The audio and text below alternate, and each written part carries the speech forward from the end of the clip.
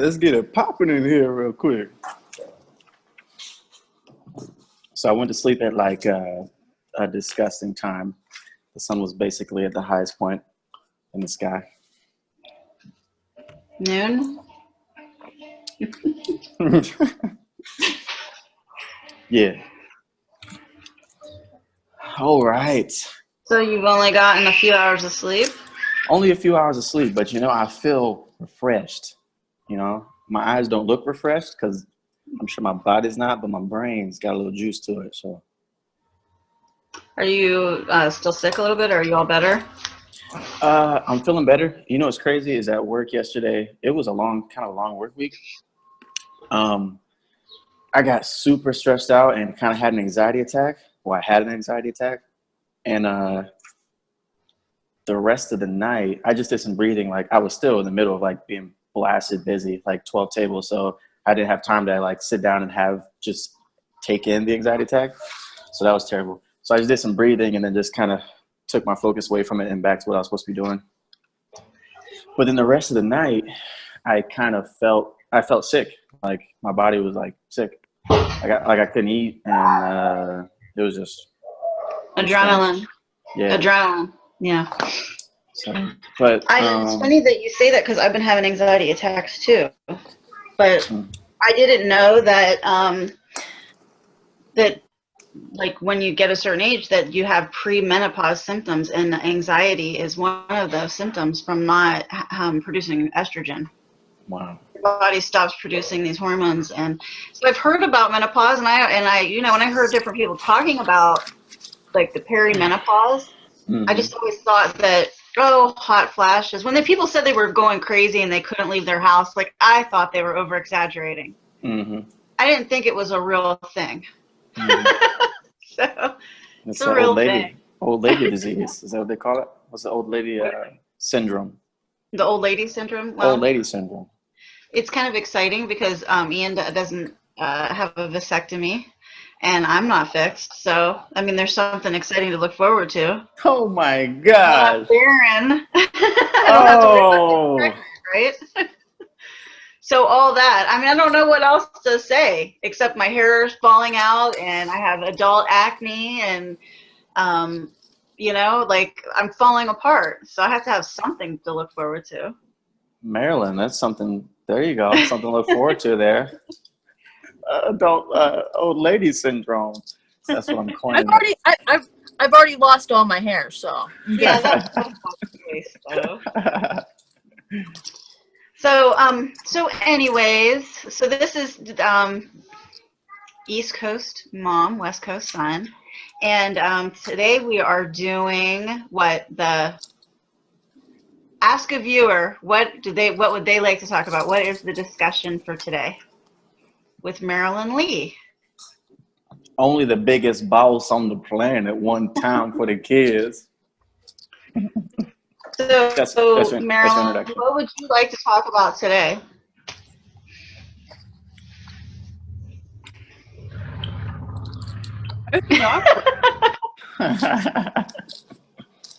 Completely awkward.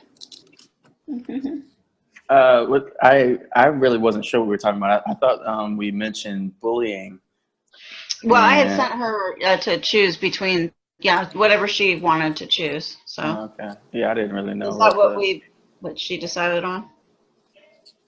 Yeah, I'm okay with talking about bullying. I guess. I mean, I have a 15-year-old son and then a child with disability, so special needs. So I see both sides of it.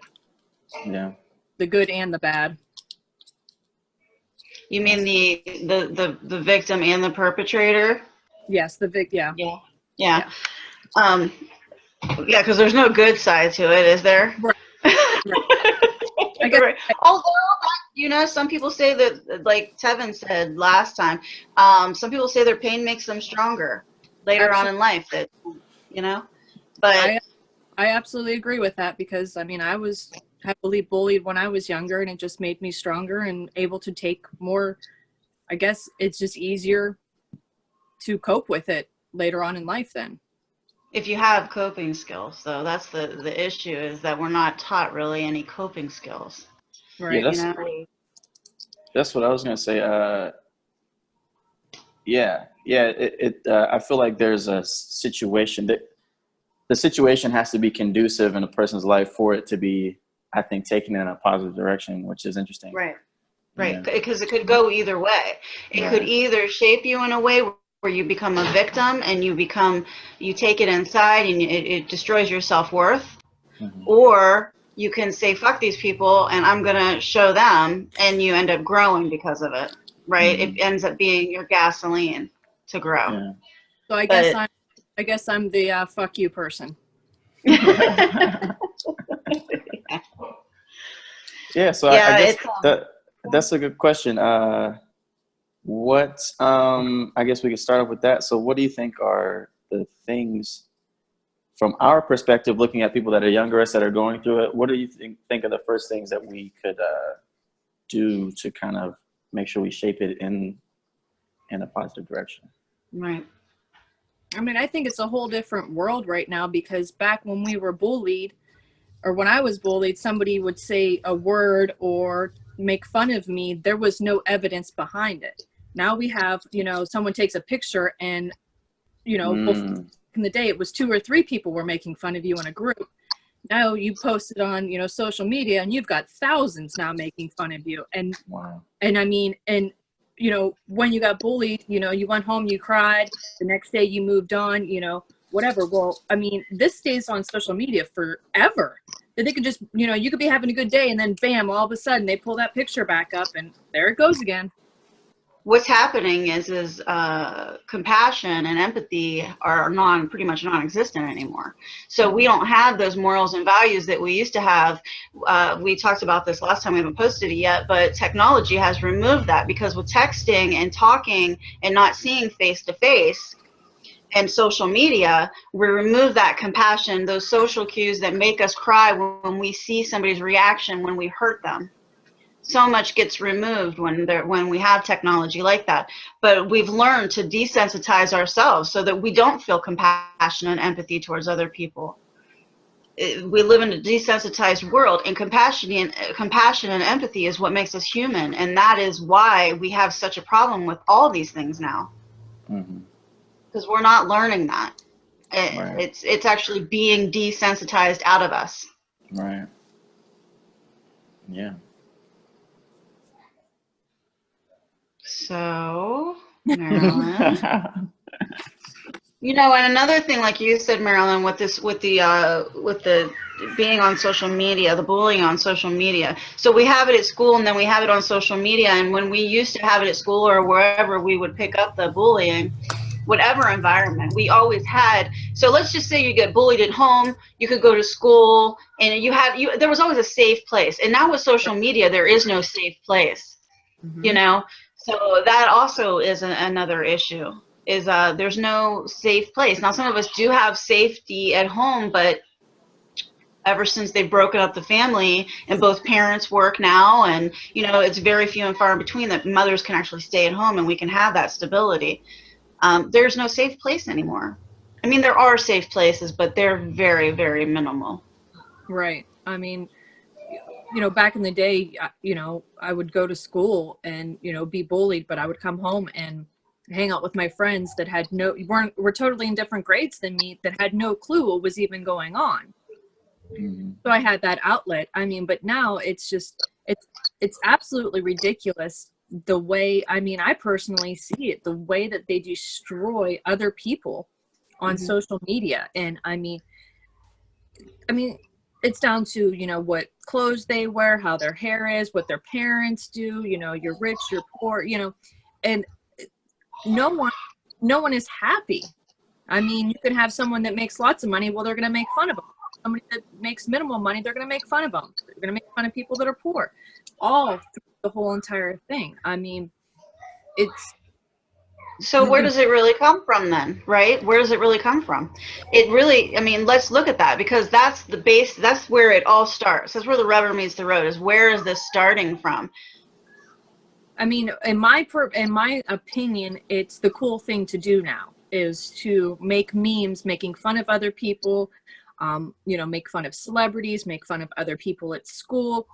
Everybody, it seems, they want to be. And They want to, I'm sorry, what'd you say? I missed that. They want to be what? they want to be funny. Oh, okay. And get likes on their social media and get shares on their social media and just be funny with it. When So they it's don't, about attention. It's about attention. right? Attention. Mm-hmm. Yes. And they don't care who they destroy in the process, as long as they get the comments, the likes, and the shares. Because they don't have compassion and empathy. Yep, exactly. Right? Yeah. Yep. And then, I mean, that's when I run in on the other side. That's where, with the son with, Down syndrome, that he has the compassion, and he doesn't care what you look like, how much money you make. I mean, he's going to love you. Even if you walk up to him and make fun of him up and down, he's going to give you a big hug.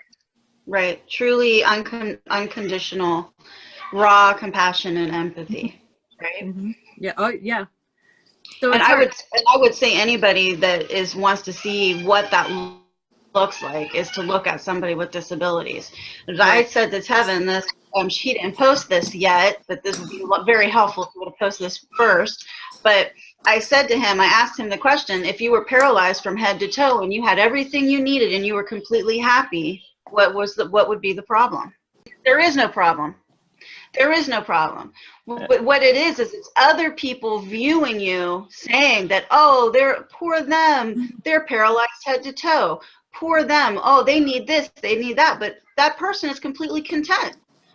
So this is the issue, right? It's what we see, and we think that what we would want is what the other person would need or want. And that's not necessarily the case. I'm saying, like, with somebody with a disability, you see that every day with your son. And what the world thinks he needs, but you see what he needs, is completely different.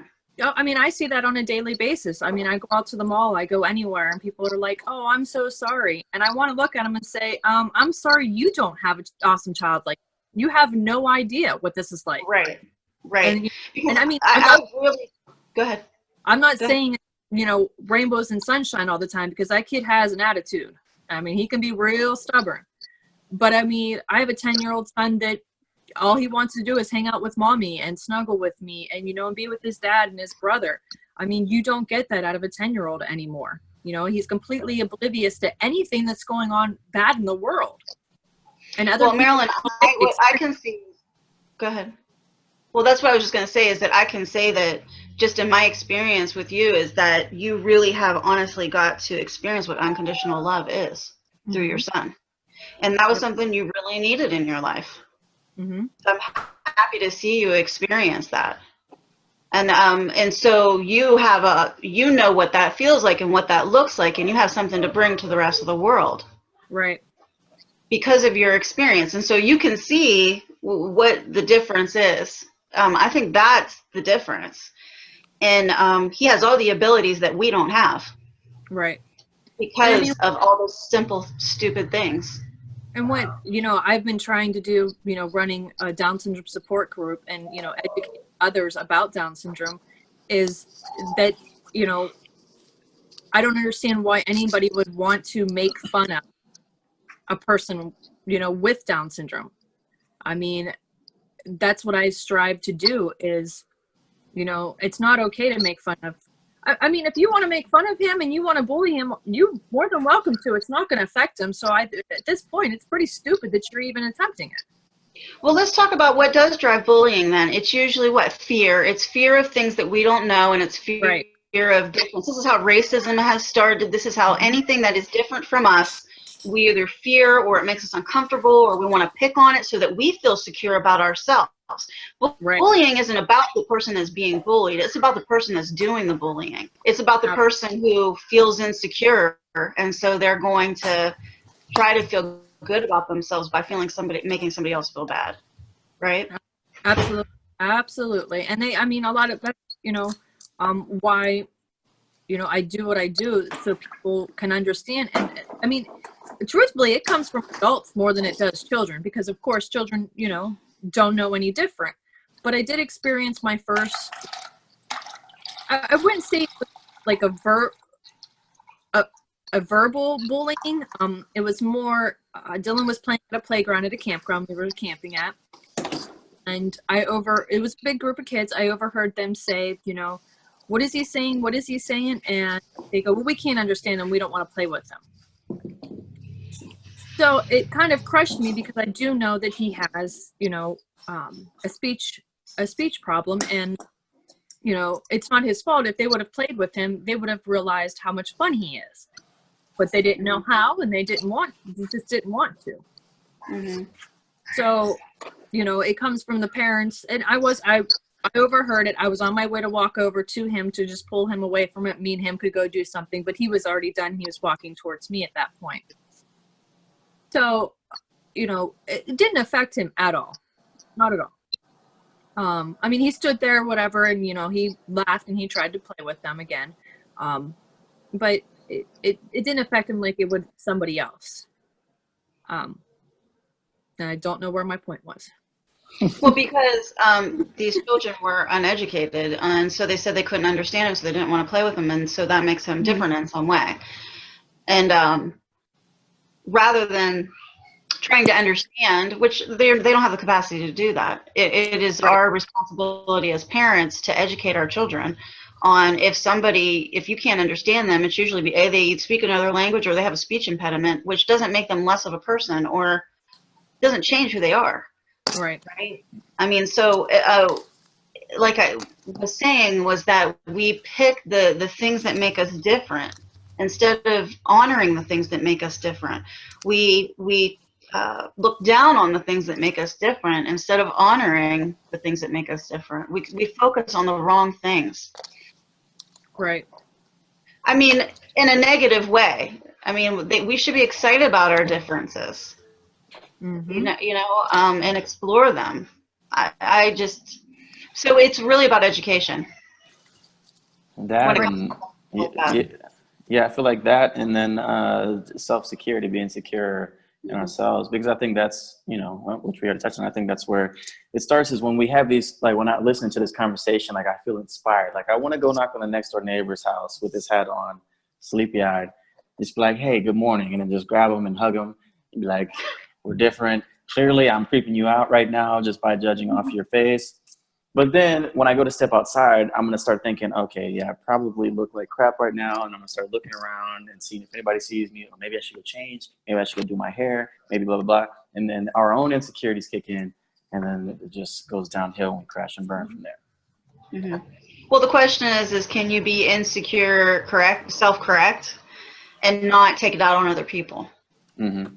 It's all about coping, right? I mean, this really is about coping. So it's the bully who is insecure that knows how to cope with their insecurities, because bullying is a coping mechanism. They are bullying other people to feel good about themselves or to get attention, or, you know what I mean? It's about that bully. So what are their, I've never been a bully. I take that back. There have been a couple times when I was in junior high or high school, and I think I even bullied my sister. Yeah, what? I did bully you. Correction. I'm sorry about that. I'm really sorry about that. I've kind of taken, at the age I am, I've kind of taken, that I once was a bully too, okay? But it made me who I am. I mean, I was just talking to Tevin a while ago that I remember one of your friends, we got locked out of the apartment, and one of your friends used to call me Bucktooth Fever and said, hey, we were locked out. Why don't you gnaw through the wall so we can get in? Mind you, I am 36 years old. It was probably when I was 10. Mm-hmm. But it's one of those things where it affected me so much that I was like, okay, well, when I get the money, I'm going to fix my teeth. I'm going to turn this into a positive. I'm going to get this, because it's always bothered me anyways. So there's just different things that I'm like, living in a biracial home. I mean, I constantly was made fun of because of that and called very nasty names and words. And, it just made me see the world differently, that you don't know what's behind closed doors and what's happening in that home. And you're quick to judge, because there's a white kids with a black man, so it's made me see, you know, a lot of things different at my age, because you don't know what that person is even going through in life. That if you bully that person and you make fun of them, that might be their last straw. Right. Right. I mean, they don't have that coping, and they don't know how to cope any longer. That, you know, you just destroyed that person for the rest of their life. Instead of simply, you know, instead of looking at that person's flaw and say, you know, hey, that person doesn't have a lot of money, you know, say, hey, you know, you have such a wonderful personality, and smile and find a positive that's going to make their day, instead of finding a negative and destroying their day. Well, you know, and I completely agree with you. That's actually when I started really getting my life together and deciding to live my life a certain way. It's one of the first couple things I started doing on a daily basis was making sure that I smiled at every person I saw, making sure I said hello to them, making sure I started a conversation with the cashier, and treated everybody that like they were this most awesome person I was going to meet that day. Every single person. Like they mattered in the world, that they were so important and important to me. And I actually started having very, very valuable encounters, and it started making me feel better. And people started, because before that, people would never make eye contact with me. I would keep my head down. They would never talk to me. I had like this wall up and this energy around me that people just never responded to. But once I started doing that with people, they started responding to me differently. And I think that is what is missing in the world. That's what's missing, is us caring about each other like you are the most awesome person. Well, That's I mean, what we need. It comes back, you know, I know, Tevin, I know you have seen this, that, you know, in the world we live in, you know, I was a server at a restaurant, and, you know, people would come in and, you know, they'd sit down, and you have a family of 4. They sit down, they order their drinks, and, you know, look at the menu, place their order, and then all of a sudden everybody whips out their phones and their tablets, and that's it. Nobody communicates with each other. Nobody even looks at each other. And so they're completely missing even that family dynamic. That's where it starts, at home, right? And so if that's not there, how are you going to have it with the rest of society? Yeah. Right. So they don't know that, you know, to be nice to your server. They don't, you know, these kids don't know that any longer. You know, be nice to the cashier, or, you know, look up and smile at people. You know, the teenagers day and age, they just want to grab their phone, put the headphones in, and be on their way. Yeah, they want to experience their life through the way that they portray it via social media, because people, and I think that's something, I can't remember if that's something we talked about in the last video too. Yeah, it's all a show. It's all a show. It's not real. Right. They created that artificial life that they want people to view them by through their insecurities. They compensate through this profile, through this whatever. And that's their response, is the response is via what they post on there, you know, like what they show, you know, and it's, and I do the same thing. There's times that I'll not be creative for a period of time, and then I'll be like, I got to post something in my mind. I'm like, I got to post something that comes off super creative, and hopefully people will respond to it, so then I can feel that validation of, okay, I'm still creative, you know. So, well, I'm a poor technology, like I'm a poor texter. I'm a poor social media user. I'm horrible at I think so much gets lost in texting. People misinterpret me all the time when I text them. They think I'm being negative, I'm being mean. I'm like, what the, how could you judge that by my text? There's a whole bunch of stuff that's missing. My smile, my social cues, you know what I mean? Like there's a lead up that usually happens. I'm just trying to convey it short.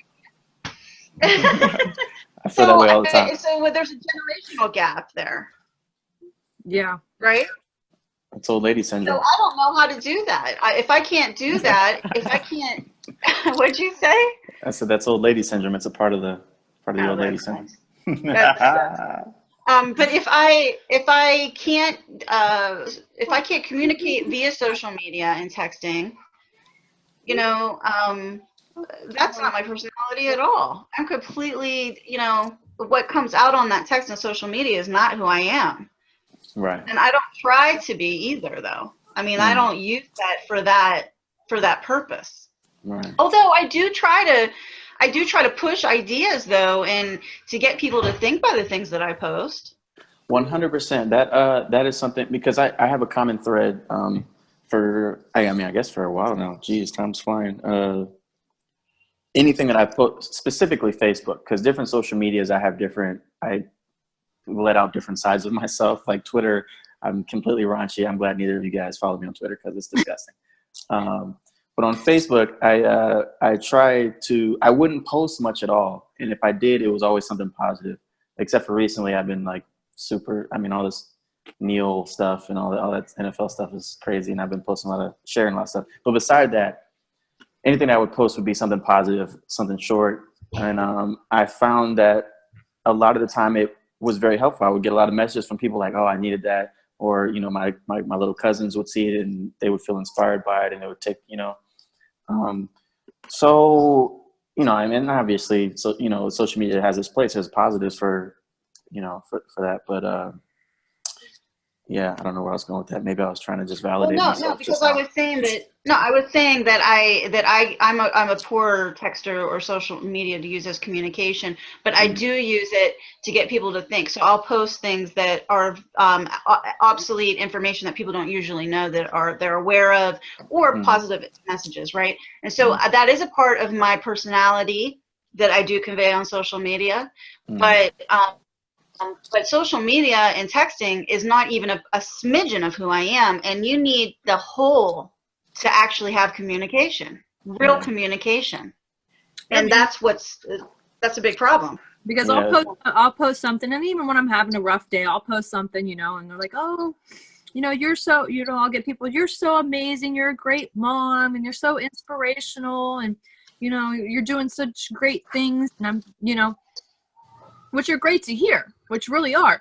But, I could be sitting, in my bedroom and I'm bawling my eyes out because I feel like an absolute failure. They won't see that side of me, they always see the positive side of me. So in even coming to do this today, you were kind of apprehensive about doing this if we talked about bullying, right? Because you have one son, like you said at the beginning, one son who gets bullied and the other son who's the perpetrator. One's the victim, one's the perpetrator. And you felt like a hypocrite there. How could I talk about it when I have both going on? But what I say is coming on here and being honest and actually talking about the struggle and what we do and how we deal with it, and showing our darkest days is what we should start sharing with each other, because that is what lifts us up. That is what helps us really see what being human really is. If we stop doing this, like Tevin said, this fake shit show on social media that we're putting our profile out there, what we think we should be, what society says we should be, that might look nice, and we actually start being who we really are, and showing the tears and showing the emotions and showing the real adventure it takes to be a mother, the fights that you get into with your husband, the time that you grab your child by the back of the head and tell him, if you don't fucking brush your teeth, I'm going to kill you. It goes to school the next day in second grade. Oh my gosh, my mom told me she was going to kill me last night. And then the school calls and says, did you tell your daughter you're going to kill her? I'm like, oh my God, I was just joking. But I digress. I think this is the most important thing, is showing the struggle, showing the, what makes us human and how we get here. That's what shapes us. That's what's showing us how to cope, because we're only seeing the finished products. We're never seeing all the ingredients that got to the finished product. Right. We're only seeing the pretty cake with all the frosting and all the decorations. We're not seeing all the eggs and all the heartache and all the flour and all the punches and all the crying and the tears, and you know what I'm saying? That actually bakes the cake. Yeah, you're not seeing me throw a cake across the room for my son's 5th birthday because he wanted a guitar and it looked like a banjo. Right. So and like you said, if it's the bullying that makes us stronger, it's our struggles that make us stronger too. And so the problem is we don't share the struggle. We only share the polished effect, the polished after the struggle. And we're embarrassed for some reason, and this is just something that we've been taught in society. We're embarrassed to talk about the struggle. I know that I've seen the generational changes now. My parents' generation and before, like men couldn't talk about their feelings. And even that next generation, my mom's generation, they didn't talk about their psychological issues. Now more and more it's okay to talk about your psychological issues and go get help, and well, unfortunately almost everybody's on medication now, which really hasn't solved anything, but that it's out there, you know. And so I know that when I talk I make people uncomfortable, but these are the topics that we need to talk about. These are the things that need to be brought out into the open, Yeah, so that we can learn how to cope that's properly. what. When it comes back to bullying, I mean, how I don't know what I can do to prepare, you know, my son with, you know, a disability. I don't know how I can prepare him to deal with situations, because right now he's 10 years old. He doesn't comprehend. Well, eventually he's going to comprehend, you know, that these kids don't want to play with me because I'm different. I mean, I as a mother can only do so much. Love him at home, tell him you know, that he's perfect, there's nothing wrong with him. I mean, I can only educate so much, you know, with the Down syndrome group. I can only do so much. That he's going to witness it. I mean, he's going to. Do you want to know what I did with Lauren? You want to know what I did with Lauren? I started teaching her other people's insecurities and why they did the stuff they did. Mm-hmm. We got to see some pretty dysfunctional homes. And how would she feel if she was a child in that dysfunctional home? How would she respond? Would she probably bully people? Would she make fun of people to feel good about herself? So what I did was I showed her where it comes from. You know, can you educate your child to a level where, and obviously they don't understand and comprehend that till a certain amount, till a certain age, you know, but we built like on the where it comes from, understanding the insecurities of another person. So when you see somebody doing something to somebody else, or any act, you can kind of see why somebody does it. If they come from a single parent home, if they had an abusive father, if they were abused, Mm-hmm. or sexually abused. You know, like if we look at the numbers for people that are in addiction, right? Almost anybody that has an addiction has some sort of trauma in their life. And so this is what I'm saying. When you can start educating at that level, what happens is that we can start viewing each other and understanding each other. So when Lauren looks at somebody and there's an issue there, she can see more than just the act. She can actually see what's going on, why the act. Yeah, You see what I'm saying? I agree with that, because that's definitely something that I took on early. Like yesterday, I have a manager. He'll just have these episodes every now and then, and just it'll be the worst possible times, and he'll just flip out and, you know, get angry at people and blah blah blah. And that was a part of that anxiety attack actually yesterday. But what actually helped me was sitting there and I stepped back and I looked at him and I was like, okay, well, clearly he's going through something. You know, just having that process of being like, okay, this isn't obvious. It's not about me. You know, it's not about me. So having that understanding completely kind of diffuses it within myself, although it's still, you know, it's still stressful. It's still, there's a weight to be had with that, but understanding it definitely makes it more short term than anything else. Right. For Right. sure. Yeah. When you can understand why somebody is doing it, and that's the ego. Our egos is what makes us feel like, okay, so I do a lot of research on these topics, and a lot on different ways, different paths, different teachings, different philosophies. And there was a lady that travels the world and teaches. Her name is I can't think of her name. Anyways, in one of her conferences, she says that what the questions are. What is the question? And you have to come up with so it's a fear, and why do I feel this way? One of those types of seminars. And she says that when she asks people what their fears are, what their questions are, they're always the same. She's traveled all over the whole entire world, and they're the same 5 questions, but 5 insecurities, right? But our egos make us feel like we are the only one. So when somebody, like, we're the only one that feels that way. We're the only one that's experiencing this.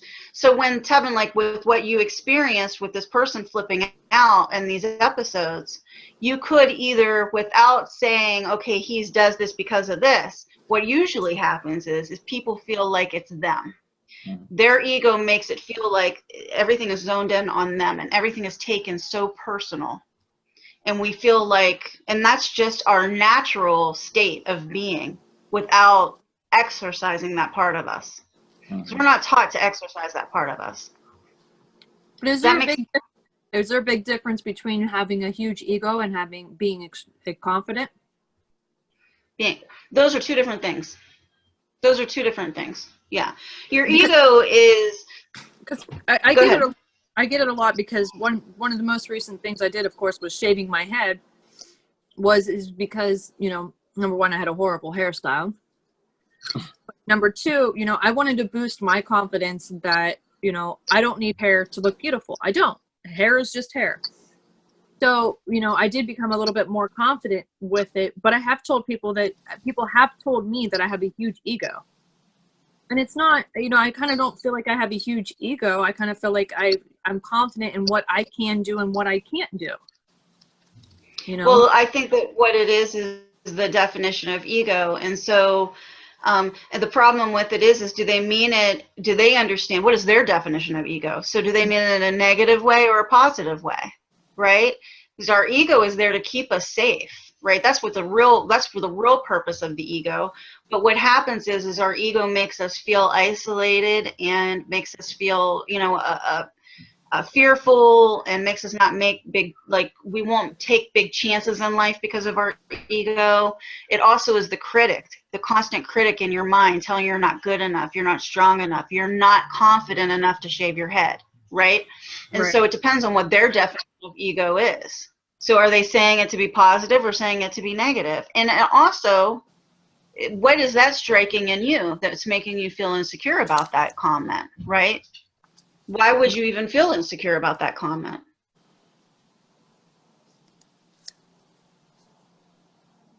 I thought everything just froze up just now. I was so confused. Everybody just froze.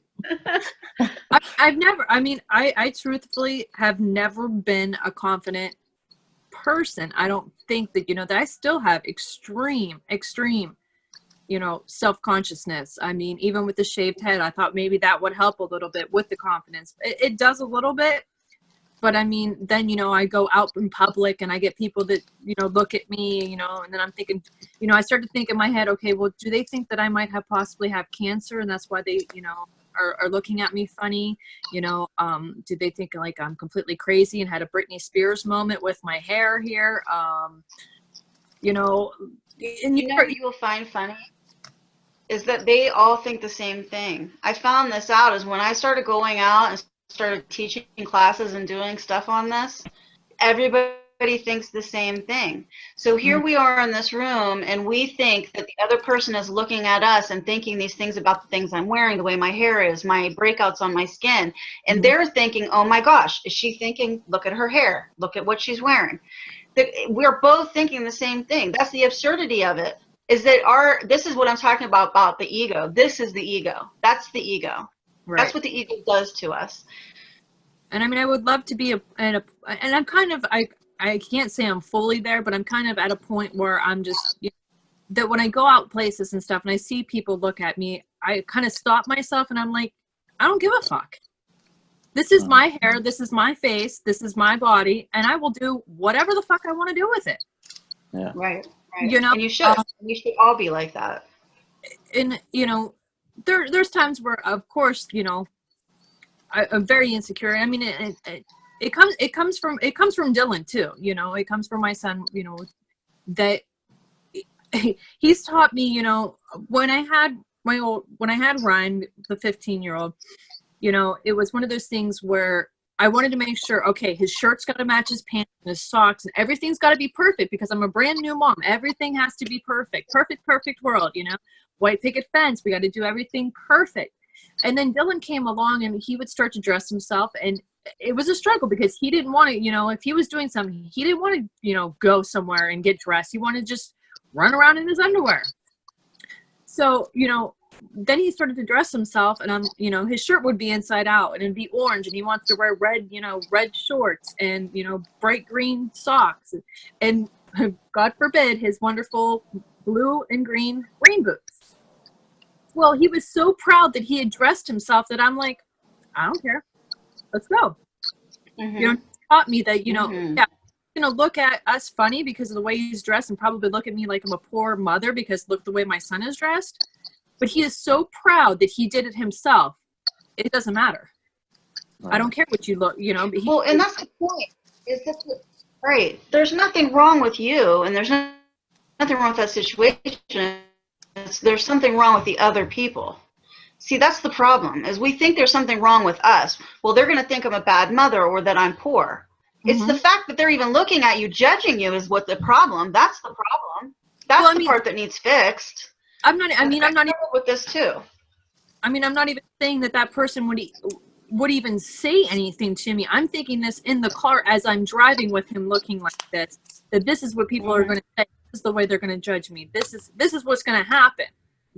Which is just all in my head because who knows? You know, I could walk past somebody and I'm like, oh my gosh, that's so cute. And, you know, and absolutely assume, oh, he dressed himself. Look how cute. You know, and. That's a strong mom right there because she's able to just let him walk out like that. I don't think I could do that, but look, she let him do it. You know. Right.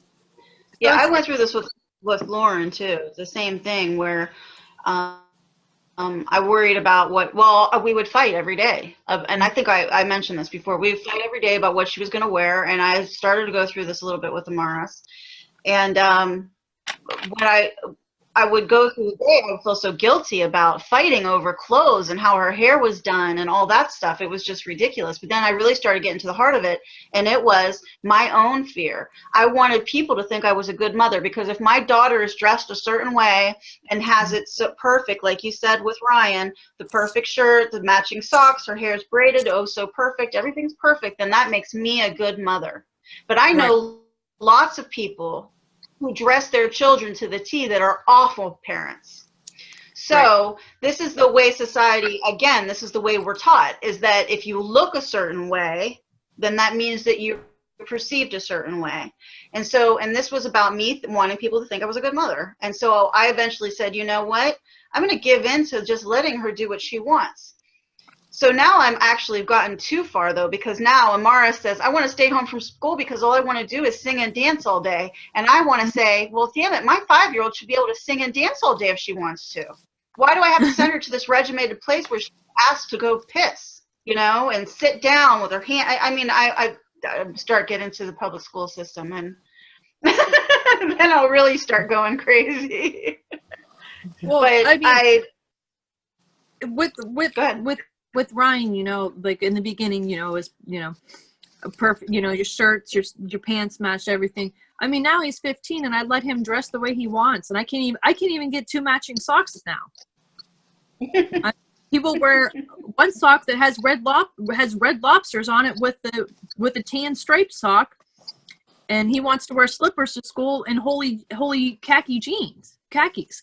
I'm just like, okay, well, you get yourself up and you go to school, whatever, you know, whatever. Right. You know, that's funny. Me and Lauren still fight about her socks. That's the one thing I can't get over is the damn socks. Yeah. Matching sock, and we're not even talking the same style of sock. It could be a knee sock with an ankle sock. It's ridiculous. I'm like, do I not make it clear enough? I pair these socks together in your drawer. It's just a style. It's just a style. I completely gave up. I mean, he will wear a winter wool sock that comes almost to his knee with another sock that, you know, could have, he buys these crazy socks. I mean, they have puffins on them. They have lobsters, crab. Fun. Those sound fun. They sound fun. I like fun socks. They match his underwear. He also has crab underwear and red lobsters underwear and puffins. It's a bit ridiculous, but that's his thing. So he goes to school and that's his thing, having 2 different socks. You know, everybody knows. that's Ryan's thing. So I mean, who am I to tell him, hey, change your socks? That's Ryan. You just Right. I mean, that's who he is. But I mean, back to the Well, public. I think it was. I won't go into deep detail about the public schools, but back to the bullying, and public schools have no control over bullying any longer because it is all social media and texting and through phones, that I really do feel bad for the public schools, because I don't think they're even anywhere close to being able to handle the situations. Because I mean, somebody could be bullying them at school and they could handle that situation at school, but what's going to happen when they get off that school bus with technology? They're still being bullied at home. So how does the school system stop? I mean, they could try to stop the bullying at the school, but if that child still has their phone and still has access to social media, does it fall on the school, or does it fall on the parents? Does it fall on the child? I mean, it's hard to say where it falls. Right. Well, I mean, the school system handled what happens there, and the home handle what happens at home. But again, it comes down to parenting.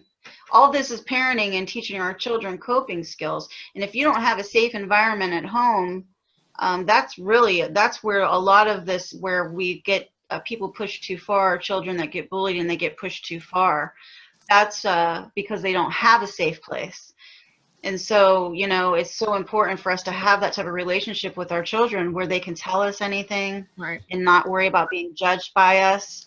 I mean, but here's the dilemma, isn't it? Here we are talking about this, and almost everything that we say always comes back to judgment of ourselves and judgment of others. And so we're perpetuating that. And even though we say it's safe, these are the things that we even fear. So how do we expect our children to not fear it? Right. The judgment of others. I mean, I believe it comes down to, like you've said many times, it comes down to your home and your parents. I mean, I have Ryan has an iPad, Ryan has a PlayStation, he has a laptop. At any point in time, I can go on any of those devices and check them. I know all the passwords for everything. And I do. I mean, he has a girlfriend, and I grab his phone and I will go through the messages with his girlfriend. Right. And I will call him out on this. But I mean, it is our job to be raising, compassionate human beings. If I see something, I will call him out on it and ask him, well, why is this funny to you? This is not funny. At being, I also take part in, I'm a band mom. And, on Friday nights, I sit with 70-some kids, and I ride the buses with, a lot of these kids. And some of the conversations I will hear are unbelievable to me. That, I mean, we're using the words Nazis. We're using the words nigger. I mean, we're using the, slut, whore. I mean, and we're describing other people that are 2-3 seats in front of us. Mm-hmm. There is one kid on the bus that he has a family member that has a disability, and he will constantly use the word retarded as if it's, saying ridiculous. And, at first that word really, really hit hard with me because it's a form of bullying. Yes, it's a medical term when you put mental in front of it. That child has mental retardation.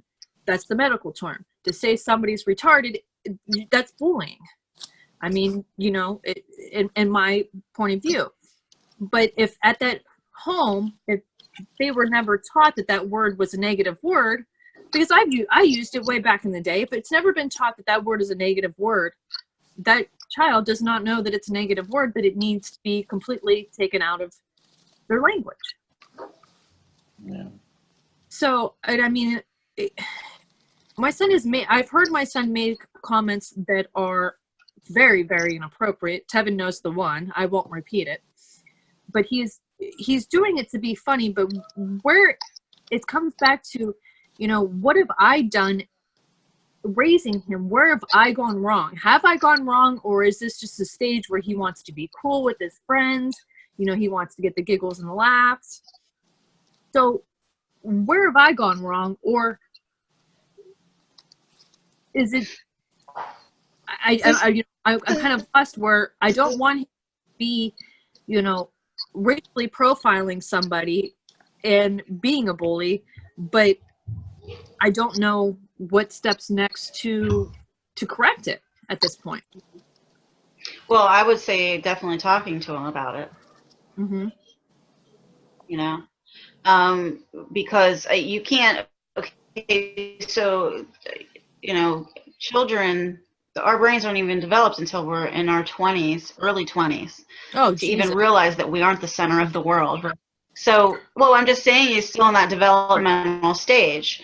And so it is your job as a mother and as a parent to take them aside when you see them doing something. Your 15-year-old's not supposed to like you.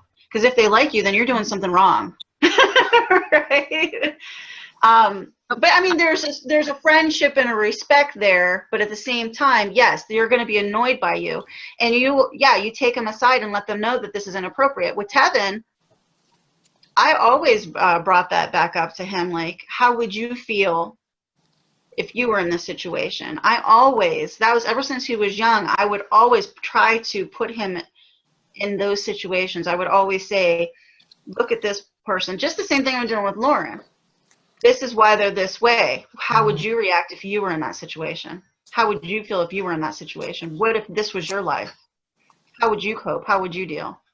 And I think it made Tevin a lot more understanding to other people's, you know, who they were and trying to understand the way that the world was. Yeah. So, Tevin? About that. No, I agree.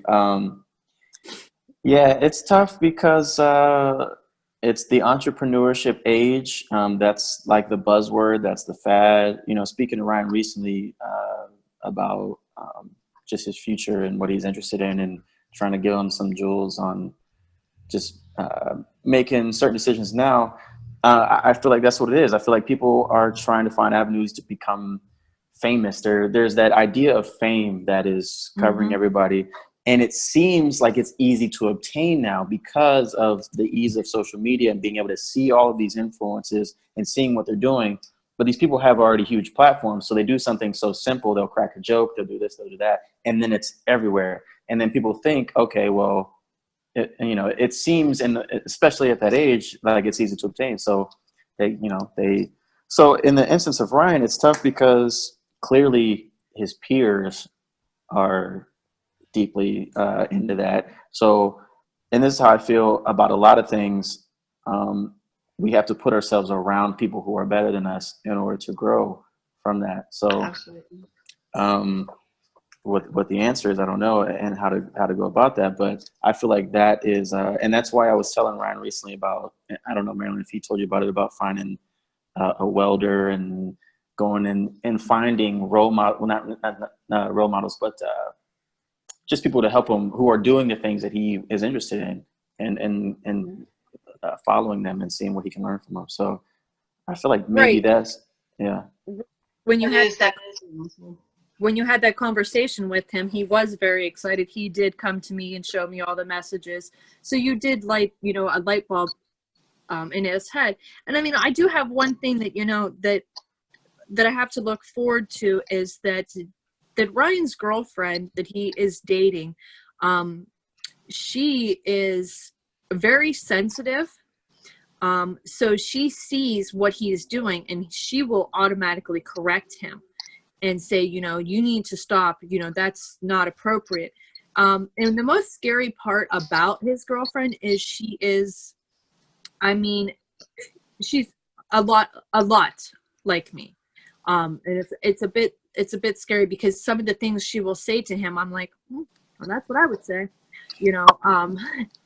So, but I mean, I'm not trying to portray my son as being, a horrible bully child. He is not. He is just trying to, I guess, he's trying to keep his head above water in the school systems and with, the people that are in school with him. Because, it's kind of like, if you don't partake in this and try to be funny, then you're going to be the one that's going to get the brunt of the jokes at you. Right. So I mean, it's you know, it's a tough situation. You know, but I wish everybody could have just a little bit of the compassion and the unconditional love that, you know, that I see on the other side of my children, you know, that I see with my son, that people would definitely see the world a lot different. I mean, you know, I hate to be cliche, but you know, the grass is greener, although we're in Ohio and it's dying. The grass is greener, and you know, the sky is bluer, and I mean, other things just, they don't matter. I mean, the little things, they, you know, they don't really matter. Like, You don't. you know, bring back up, you know, the national anthem. I don't care if you sit or if you stand. It's your choice. I'm going to do what I'm going to do. You do what you're going to do. Well, that's the whole point of being in America and being free, is that you do have a choice. Right. Yeah. And so, I mean, and so these things we've seen some very dramatic change in the generations, and not to sound old or anything, but we're losing. We're losing. There's a whole it's like a rehab that needs to be done. And I honestly, I know that it starts with each of us. It starts with, and I've said this before, that, you know, when you go within and you learn all of your darkness and all of your light, and you learn to really love yourself and overcome those insecurities and all those battles, those personal battles, you start to exude a certain energy that then the people around you start to pick up, and they start to make those changes within themselves, and then the people around them start to make those changes within themselves.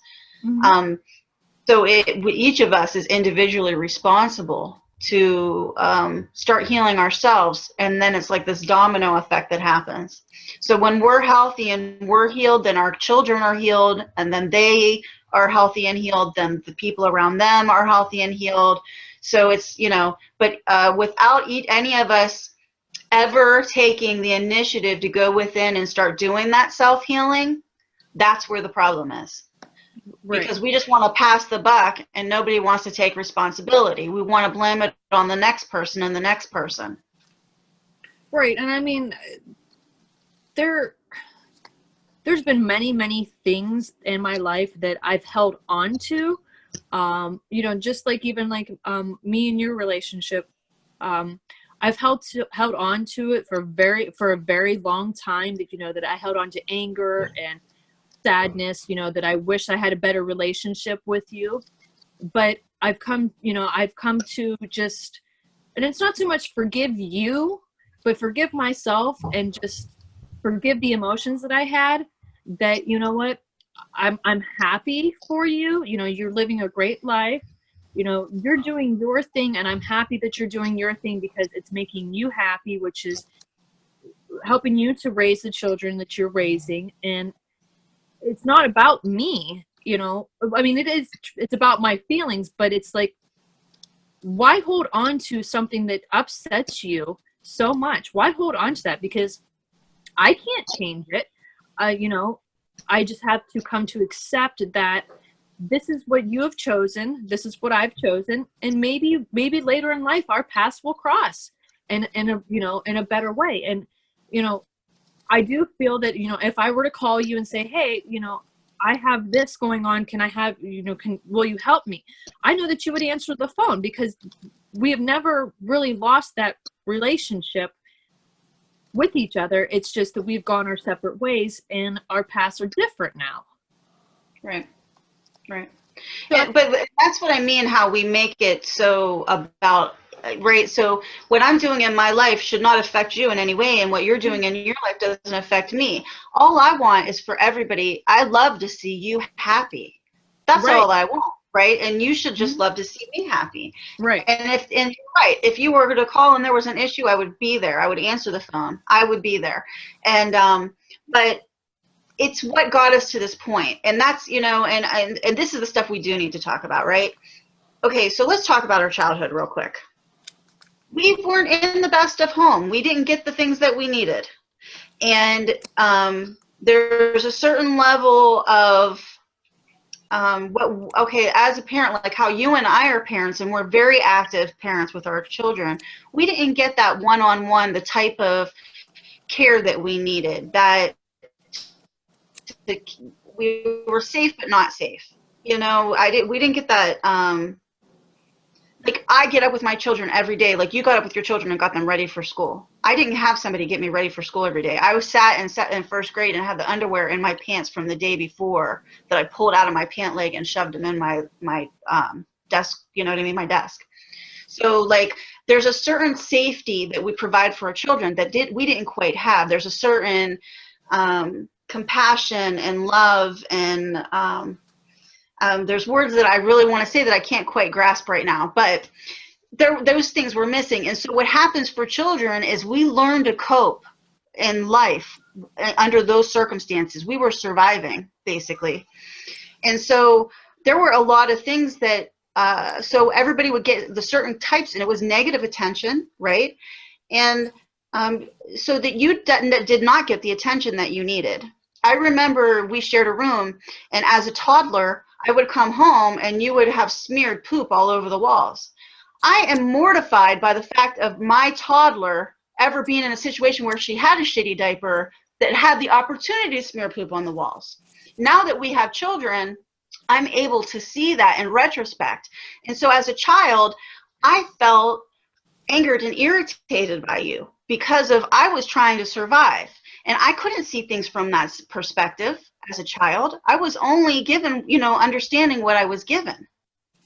And so what it created was a lot of insecurities and a lot of self-mutilation and self-destruction, because for each of us in dealing with life and the choices that we made, because we didn't understand why we were in the positions that we were in and given what we were given, and the way that I treated you. And I apologize for that, but I also know that I was only a child, and I wouldn't expect my child to be fully responsible if she was unaware of what she was doing. So I didn't fully understand what I was doing and hurting you in some of the ways that I hurt you. But I have felt guilt for those things and had to learn to forgive myself. Do you know what I'm saying? Does that make sense? Well, see, I mean, I know we grew up in the same household, so it's a little different for me because I don't feel the same ways you do about the childhood. That all I can remember is constantly being jealous of you because you were the one that was in dance. You were the one that was in cheerleading. You were the one that went to the mall with mom. You were the one that went to Vegas. You know, you had a modeling career. You played baseball. You did this. So I never played baseball. There's a baseball picture. I'm sorry, you were in a dance costume wearing a baseball outfit. Maybe that's the correction. I remember a baseball picture. It was not important. Okay. Go ahead. So, I mean, I remember things always being you and mom and me and dad. Me and dad went fishing. Me and dad did this. We played football. We played basketball. So I don't feel that I guess I really don't feel that we were, I mean, I remember coming home from school sometimes and having to cook dinner for myself and things like that. But that was life. I mean, you know, Ryan used to have to do that when I was working too. That's just I mean, I don't feel that I had a bad childhood. Yes, there was things that happened in my childhood that were not good, but I don't feel that I had a bad childhood. I feel that my childhood has developed me into the person I am today. Mm-hmm. So, okay. I mean, I'm not saying also created our insecurities.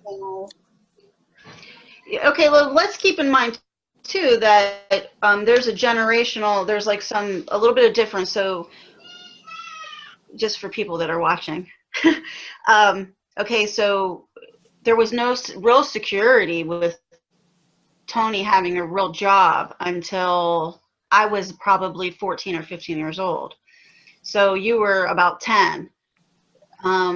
So I did get to experience a lot of moving and a lot of a lot of unstableness for, you know what I mean, when you would have been too young to remember that stuff.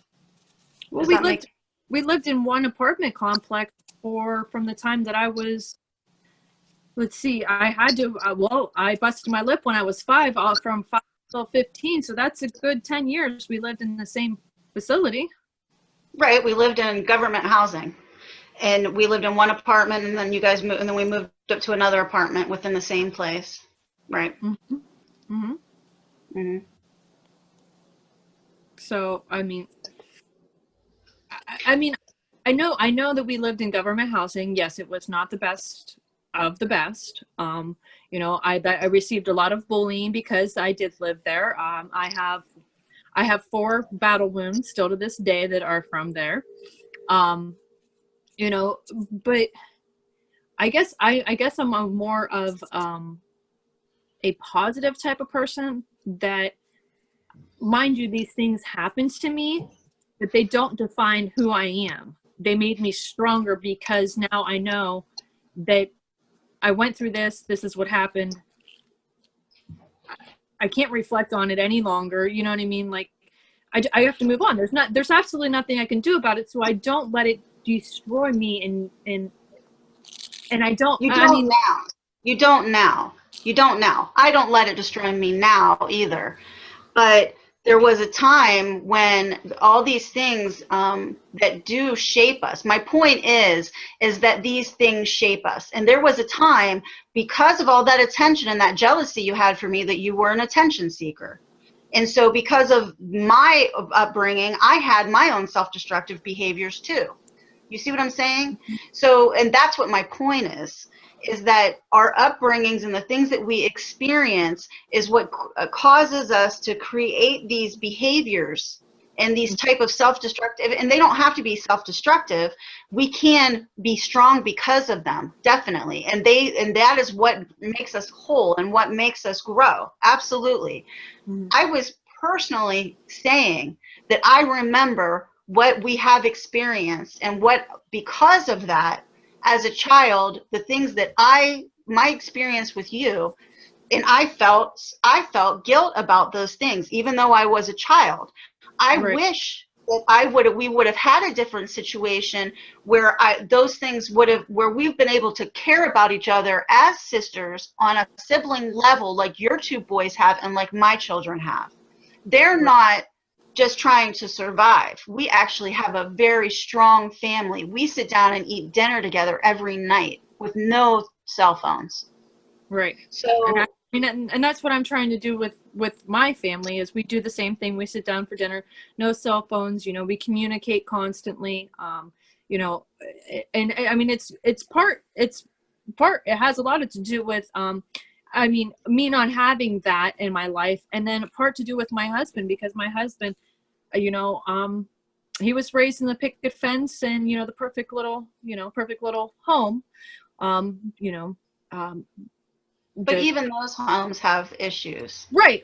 Because I mean, people may also think that about my home, that, you know, I have this white picket fence, but they don't see what happens in the background. It took me 3 hours to sit with my son, and through tears and anger and a half a carton of cigarettes, that, you know, and 4 or 5 shots of tequila, that it took all that to get to, you know, this homework being done. They don't see that. Yeah. Right.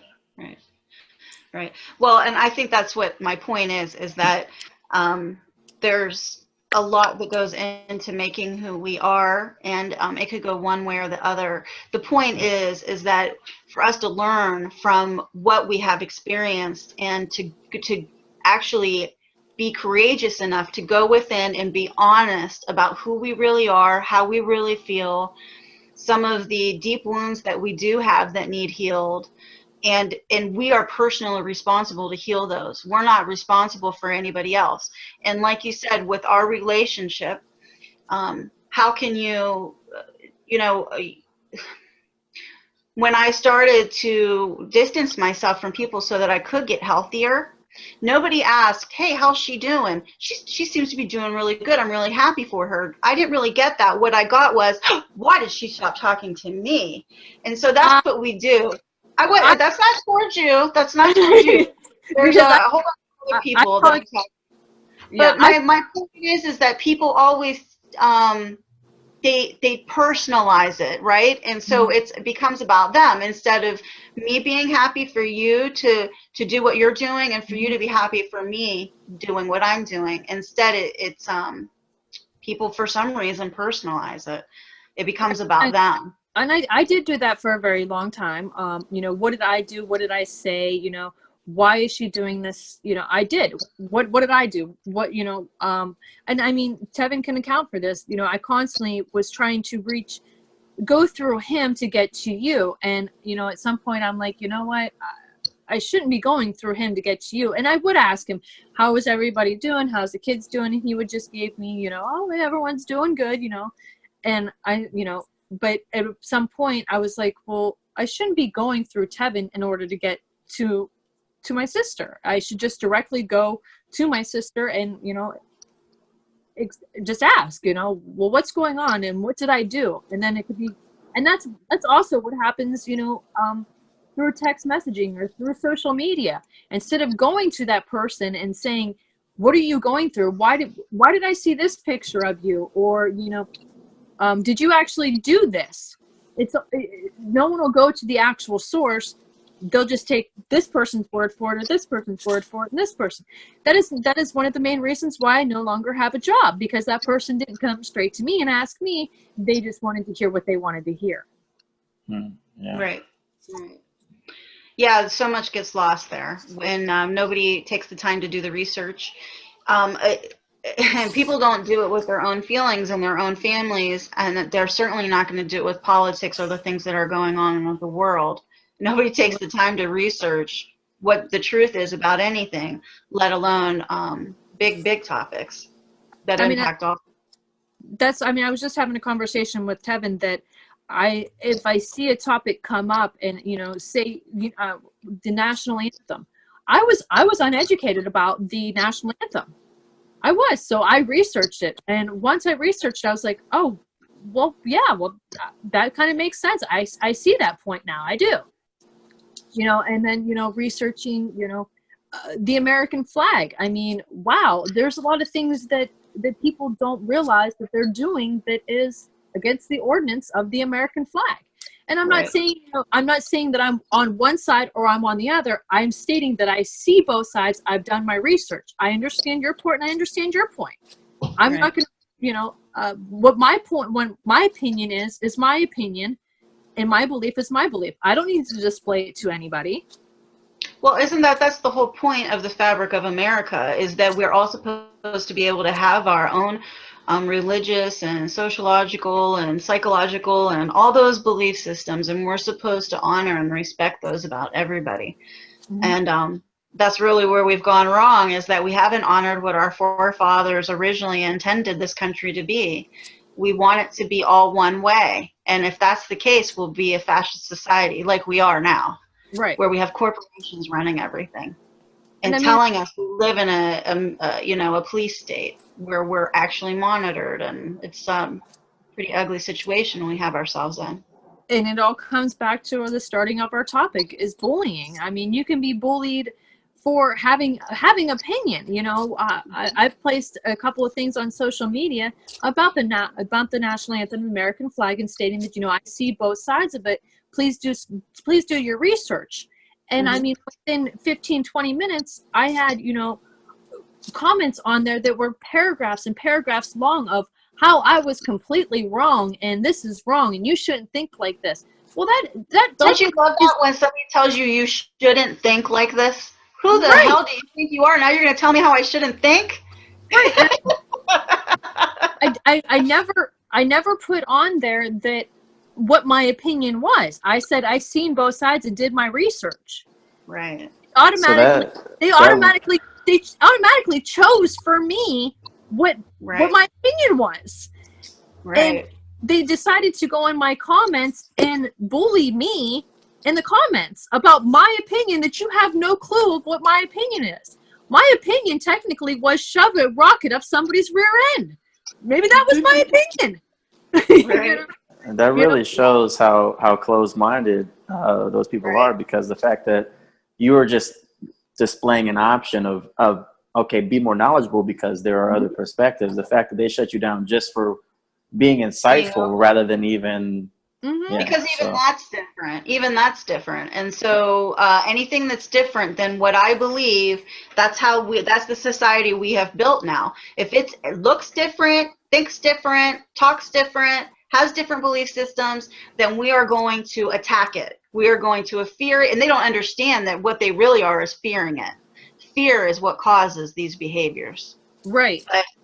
That I have a feeling if this person would have sat and done the research and really read up on things, that they would have, their fear was that, oh, maybe she does have a point.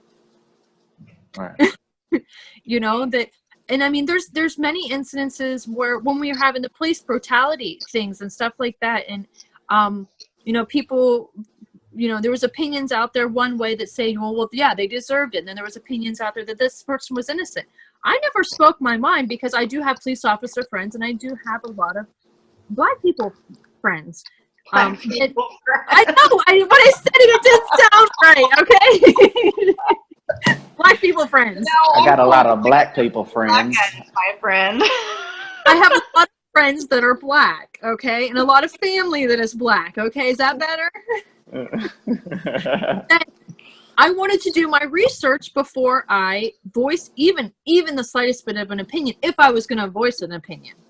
So I did a lot of research, and it you know, it educated me on, you know, a lot of things that people are so quick to be like, you know, oh, look, there's a mob over here. I'm going to go run with them because that's the cool thing to do. That's the cool thing, you know, that's a cool mob over here. This one only has 4 people, so I'm not going to go to this one. I'm going to go to the one with 150 over here. Instead of stopping and doing the... Right. Well, does anybody stand? That's one of the other things is that so people do what's cool and nobody stands what their true values and beliefs are. Mm-hmm. So right now, my belief system and the way that I live my life is very against the grain and not socially acceptable. And people think I'm nuts, right? And it's definitely not what the crowd is doing. But it takes a lot to stand in that stance, to stand there and to be strong and to trust that I'm making the right choices and know that this is right for me. You know what I mean? Not go with the crowd. And it can be lonely, right? But when you get to this healthy state and you actually look, it's not lonely. I take that back because it's not. Because when you look over and you see all those people doing what everybody's doing, and you see how unhealthy it is and how unhealthy their thinking is and how it's affecting their lives in this negative way, then you really, you know that you're making the right choice. Exactly. And I mean, I've learned that too, that I mean, I have friends, but I mean, I used to have, you know, 2 or 3 best friends, and I've come to the realization that in my stage of life that these people are not helping me get any further in life. They're only dragging me down with sometimes, you know, with their bad attitude and, oh, poor me, and oh, poor this. Well, if that is affecting you so poorly that, you know, you're constantly depressed, well, you're the only one that can change it. And I can only tell you so many times how to change it and that you need to change it. After that, there's no longer a need for me to be in your life until you make a positive change. Right. You know? So well, that's actually the law of vibration. We actually did a show on it, but it didn't record. We're going to do another show on that because that's the laws of the physics. That's physics. That is how our universe works. When you are, because we are just vibrating light. Mm-hmm. We're energy vibrating, and the higher states of consciousness that you have, the more positive states of consciousness you have, the higher and faster you vibrate, and the lower you vibrate. And in the universe, like attracts like. So if you are negative all the time, you are going to attract negative things and people to you. If you're positive, you're going to attract positive.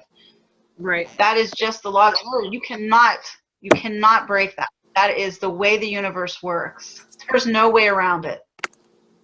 Right. And I mean, ever since, I mean, I had a discussion with you that, you know, you had told me, well, you're not going to be happy until you quit that job that you're working. And I quit the job we'll just say that. That's what happened. that I have. I'm very active in the Down syndrome support group that I'm in.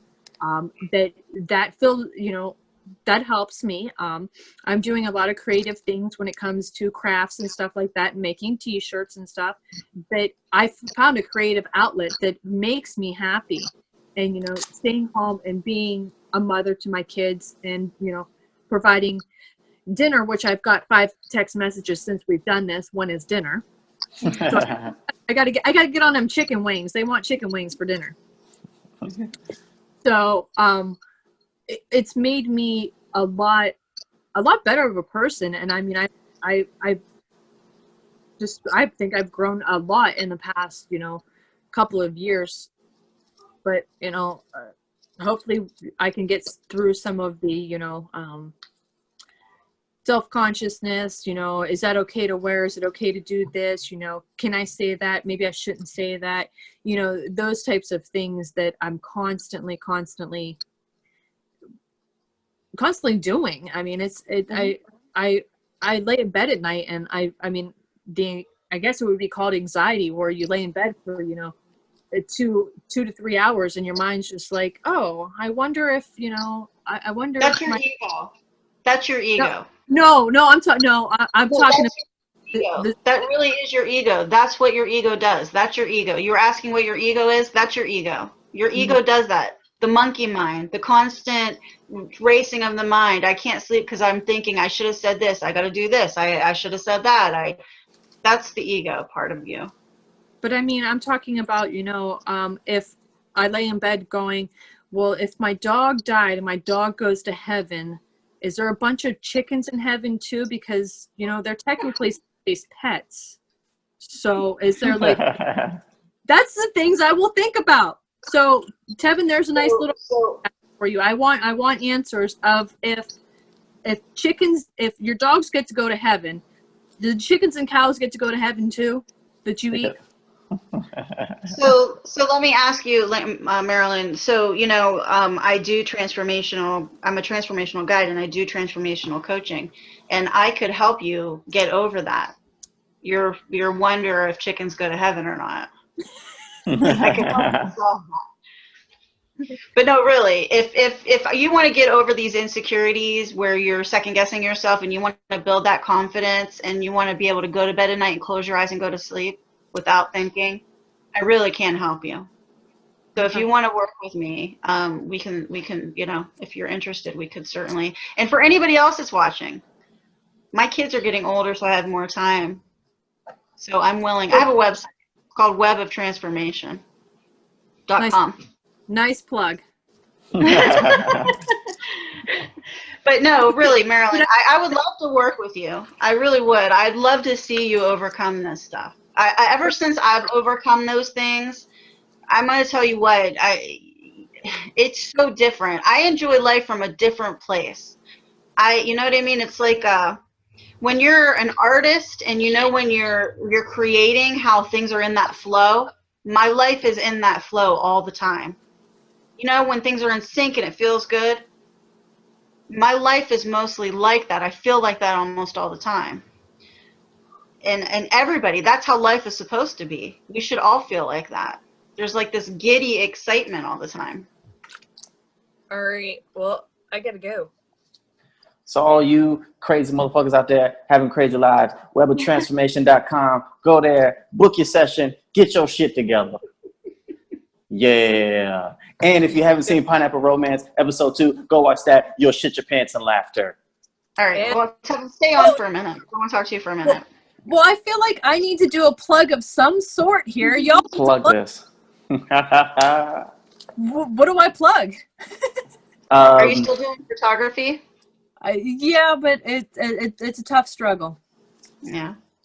We'll support Down syndrome awareness. October is Down Syndrome Awareness Month. PuttingDownsFirst.org is a great organization if you want to send your donations that way. Boom. Ding. That's what I'm talking about. All right. Thank you. It was nice having you on. All right. Deuces. Bye. Love you. Bye. Love you. How do I leave?